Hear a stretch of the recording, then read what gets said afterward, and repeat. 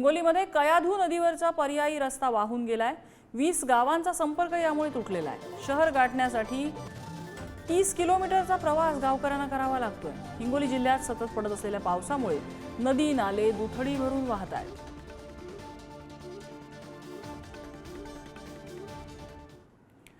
पुढची बातमी नंदुरबारमधून। नंदुरबारच्या धडगाव शहरामध्ये मुसळधार पावसाने अनेक दुकानात आणि घरात पाणी शिरलंय। हवामान खात्याने दिलेल्या रेड अलर्टनुसार नंदुरबारमध्ये गेल्या 48 तासांपासून मुसळधार पाऊस पडतोय। मुख्य चौकात अनेक दुकानांमध्ये पुराचं पाणी शिरलंय, त्यामुळे व्यावसायिकांचं मोठं नुकसान झालेलं आहे। घरात पाणी शिरल्याने नागरिकांनाही मोठी कसरत करावी लागते।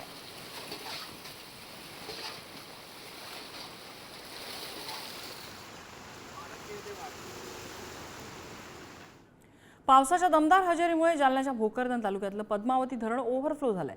पावसाच्या मुसळधारेमुळे शेतकऱ्यांना दिलासा मिळालेला आहे। परिसरात नागरिकांच्या पिण्याच्या पाण्याचा प्रश्न सुटलाय। भोकरदन तालुक्यात मागच्या 2-3 दिवसांपासून जोरदार पाऊस सुरू आहे।